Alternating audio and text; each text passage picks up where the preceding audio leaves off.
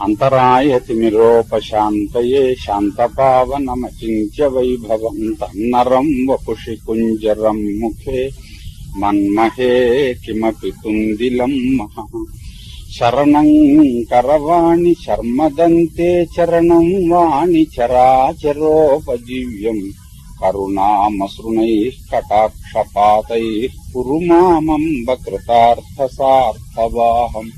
గురుర్బ్రహ్మా గురుర్విష్ణుర్గురుర్దేవో మహేశ్వరః గురుః సాక్షాత్ పరం బ్రహ్మ తస్మై శ్రీ గురవే నమః.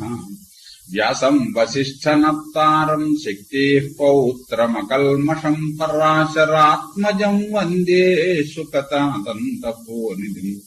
అచతుర్వదనో బ్రహ్మా ద్విబాహురపరో హరిః అఫాలలోచన శంభుర్భగవాన్ బాదరాయణః.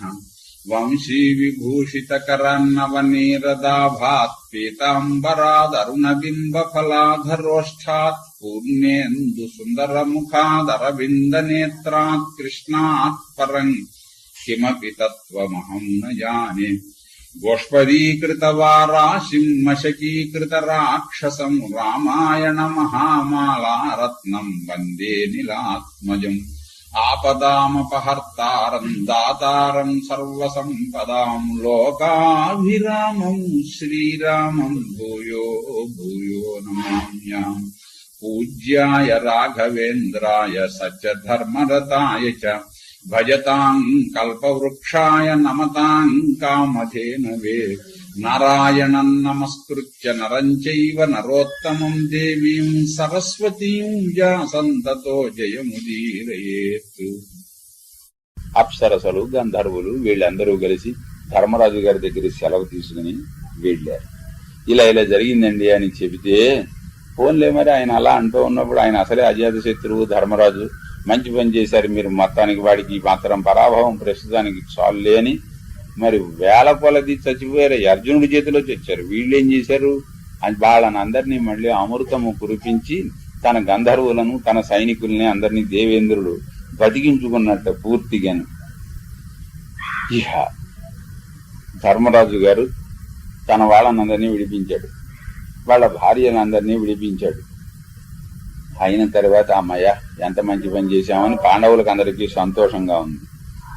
అప్పుడు మిగిలిన వాళ్ళందరూ కూడా, దుర్యోధనుడికైతే మోహం చెల్లటం లేదు గాని ఎంత వేడుక చూద్దామని వచ్చిన వాళ్ళకి అందరికీ ఇక్కడ పాండవులే లేకపోతే, ధర్మరాజు గారికి సద్బుద్ధే లేకపోతే, తమ్ముళ్ళు వినేటటువంటి వాళ్లే కాకపోతే మనం ఏమైపోయి ఉండేవాళ్ళం, ఇప్పటికి ఎక్కడి దాకా వెళ్ళి ఉండేవాళ్ళం, ఆ తర్వాత మనల్ని ఏం చేసి ఉండేవారు అని ఇవన్నీ తలుచుకుంటూ ఉంటే వాళ్ళకి ధర్మరాజు గారి మీద కృతజ్ఞత బాగా పెరిగిపోతుంది. అందరూ కూడా పూజ్యమానాహ, అందరూ వీళ్ళని పూజించడమేట, గౌరవించడమేట, ధర్మరాజు గారిని పాండవులను తెగమెచ్చుకుంటున్నట్టు. అప్పుడు ఏం చేస్తారు, దుర్యోధనుడు వాడి సోదరులు వాళ్ళందరూ కూడా అలా ఎదురుగునగా చెట్ల కింద కూర్చున్నారు. అవేనయ్య ఎక్కడున్నవి.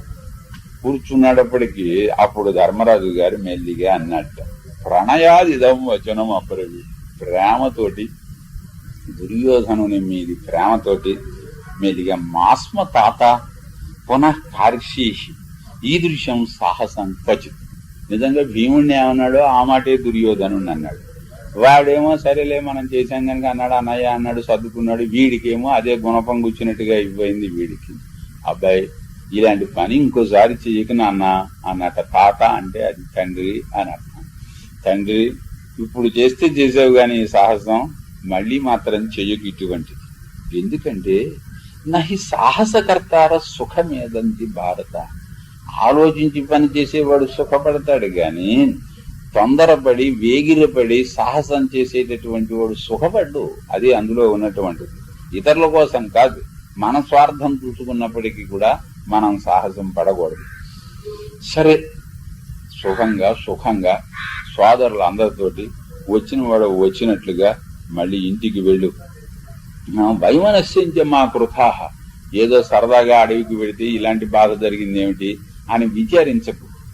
మనం ఒకటి, వాడేవాడు మన జోలికి రావడానికి అని ఇలాంటి మాటలు చెప్పి పంపించట దుర్యోధనుడు. అభివాద్య తప్పలేదు పాపం దుర్యోధనుడికి. నమస్కారం, వెళ్ళొస్తానన్నయ్య అన్నట్ట. నమస్కారం చేసి గతేంద్రియ ఇవ ఆతురః, సరిగ్గా ఎలా ఉన్నాడు అంటే గతేంద్రియ ఇవ ఆతురః, రోగి ఇంద్రియములు పనిచేయడం మానేసిన రోగి ఎలా పెడతాడో అలా వెళ్ళట. అంటే ఉక్కి కట్టే పడిన, చెవులు వినపడటం లేదు, కన్నులు కనపడటం లేదు, కాళ్ళు చేతులు ఆడటం లేదు, ఆ కట్లు విప్పారు, రథం మీద పెట్టారన్నమాట వీడిని. అలాగ వీడిని తీసుకుని వెళ్ళారు. అంతే తప్ప విడిచి వీడికి గతేంద్రియ ఇవ ఆతురః, ఇంద్రియ అంటే కోమాలో ఉన్న రోగిలాగా వీడి ఇక్కడి నుంచి బయలుదేరి వెళ్ళాడు అన్నాడు. పూర్తిగా పోయే ఇంద్రియ శక్తులన్నీ కూడా. విదీర్యమాణ, గుండె బద్దలైపోతుంది వాడికి. వ్రీడావాన్, జనం వైపు చూడలేకపోతున్నాడు, తలకాయ వంచుకున్నట్టు పట్టణంకేసి వెళ్ళాడు.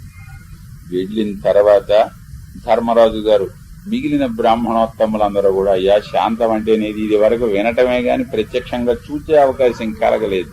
సంపదగిన ఎట్టి శత్రువు తన చేత చిక్కినేని కీడు చేయరాదు, పొసగా మేలు చేసి పొమ్మనుంటే చాలు.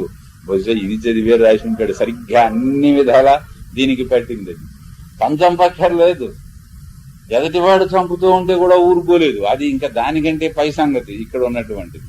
తనకు చంపడానికి వీలుగా దొరికితే చంపకుండా మేలు చేసి పొమ్మనటం గొప్ప అన్నాడు.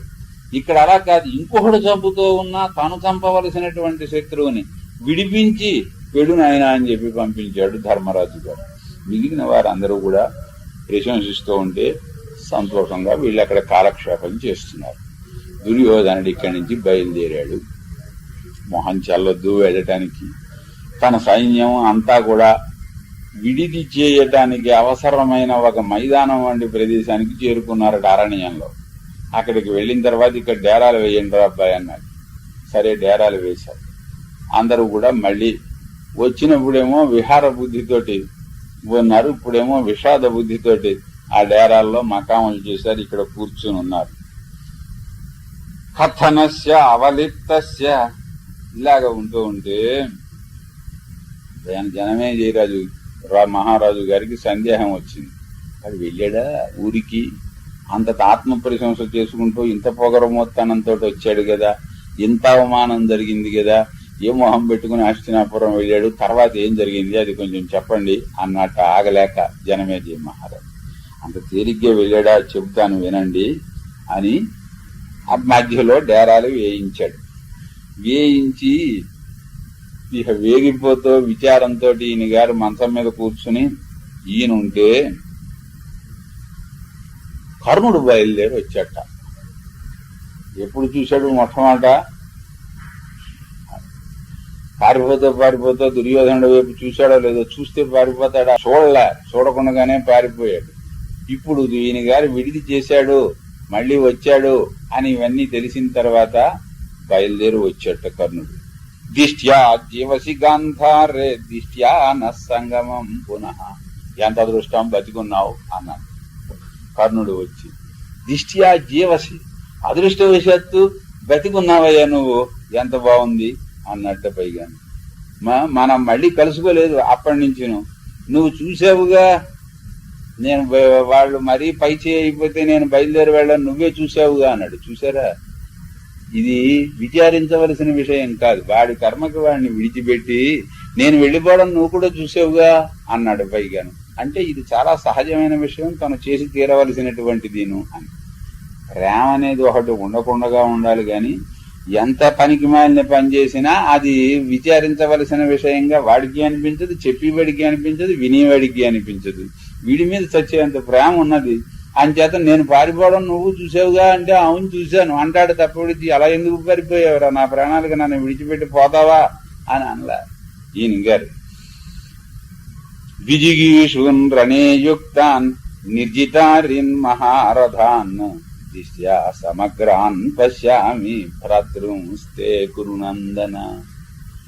శత్రువుల్ని జయించి మీరందరూ బయలుదేరి సోదరులతో సహా సిగపు వాడకుండా మీరందరూ వచ్చారంటే మిమ్మల్ని అందరినీ చూస్తున్నానంటే ఎంత అదృష్టం, ఎంత బాగుంది అన్నాడు. నేను పారిపోవడం నువ్వు చూడనే చూసావు. నా శక్ను స్థాపయితం ధీర్యమాణం, నేను ప్రయత్నం చేశాను గాని సైన్యాన్ని మన సైన్యం పారిపోతూ ఉంటే ఆపు చేయలేకపోయాను అన్నాడు. వీడు పారిపోకుండా ఉంటే సైన్యం పారిపోయిండేది కదా. అసలు అది మనకు అక్కడ కథలో చెప్పాడు. కర్ణుడు అంతటి వాడు ఎప్పుడైతే పారిపోయాడో ఒక్కడు నుంచోకుండా పారిపోయాడు అని చెప్పాడు అక్కడ కథ. చెబుతూ ఉంటే నేను మాత్రము ఆపి చేయలేకపోయాను వెళ్ళిపోయేటటువంటి సైన్యాన్ని. నాకు కూడా బాగా దెబ్బలు తగిలాయిలే అన్నాడు. శరక్షతాంగ, ఒళ్ళంతా చీరుకుపోయిందనుకో, అందువల్లే నుంచోలేక వెళ్ళిపోయాను నేను కూడాను. వ్యపయాత అభిపీడిత, మరీ బాధ ఎక్కువైపోయింది, అందువల్ల నేను తప్పుకున్నాను అక్కడి నుంచి. కానీ మహాశ్చర్యం ఏమిటంటే మీరందరూ కూడా ఒంటి మీద గాయాలు లేవు, సుఖంగా ఉన్నారు, హాయిగా తిరిగి వచ్చారు. అంతటి మహావీరులైన గంధర్వుల్ని మీరు ఎలాగ జయించారో నాకు అర్థం కాకుండా ఉంది. నిజంగా నువ్వు గనక ఇంతటి మహావీరుడు గనక గంధర్వుల్ని జయించావు గాని నా ఏతస్య కర్త లోకేస్మిన్ పుమాన్ విద్యతి భారత యత్కృతంతే మహారాజా సహ భ్రాతృతి రాహవే. నేనే నుంచోలేక పారిపోయానంటే మహావీరుడు గనక నువ్వు నిలబడి సోదరులతో పాటు వాళ్ళని జయించి వచ్చావు. నీ అంతటి వాడు ఇంకే లోకంలో లేడు, నీ అంతటి వీరుడు లేడు అన్నట్ట. వీడు ఒక్కొక్క మాట అంటూ ఉంటే వాడికి ఒక్కొక్క తెరలా పుంచుకుని వస్తోంది. బాష్ప గద్గదయా గిర, గొల్లు గొల్లు అనడం తర్వాత ఇక కళ్ళమని నీళ్లు వచ్చేస్తున్నాయి దుర్యోధనుడికి. ఏడుస్తూ దుర్యోధనుడు చెప్పడం ప్రారంభించాడు. అజానతస్తే రాధేయ నాభ్యసూయామ్యహం వచ. నువ్వు తెలియక మాట్లాడుతున్నావు గనక నేను తప్పు పట్టడం లేదు అన్నాడు. లేకపోతే బొమ్మలు చచ్చి నేనే ఏడుస్తూ ఉంటే నువ్వేమిట్రా ఈ కబుర్లు ఏమిట్రా అని మరొకడైతే కత్తి దూసుండేవాడు. నువ్వైనా తెలిసి అంటున్నావన్న అనుమానం అనుమాత్రం నాకున్నప్పటికీ కూడా నేను సహించుండేవాడిని కాదు. అదన్నమాట అక్కడ. అంచేత అజానత, తెలియకి ఇలాగ అంటున్నావు గనుక నా అభ్యసూయామి, నేను తప్పు పట్టడం లేదు నీ మాటల్లో. నువ్వేమనుకుంటున్నావంటే మమ తేజస మయ, నా పరాక్రమంతో నేను గంధర్వుల్ని జయించి వచ్చానని నువ్వు అనుకుంటున్నావు. అంత అదృష్టం ఏముంటే ఇంత గోలు ఎందుకు నాయన? ఏదో ఆయన ఉంటే అదేనా పట్టుకొచ్చేవాడు. అందుకే అంత అదృష్టం ఉంటే ఈ గోల ఏముంది? ఆయోధితాస్తు గంధర్వాహ శుచిరం సోదరైర్మమ. కొంచెం ఎంత దుర్యోధనుడైనా ఎంత ప్రేమ ఉన్నవాడైనా కాస్త గుచ్చుకునేటట్టు అనకుండా ఉండలేకపోయాడు. గంధర్వులతోటి సోదరైర్మమ, నాతో పుట్టినటువంటి సోదరులు ఉన్నారే తమ్ముళ్ళు, వాళ్ళందరూ పాపం చాలాసేపు యుద్ధం చేశారు గంధర్వులతో. అంటే ఎంత ఇదైనా ఓ కడుపును పుట్టిన వాళ్ళం గనక నన్ను విడిచిపెట్టి వాళ్ళు వెళ్ళలేకపోయారు.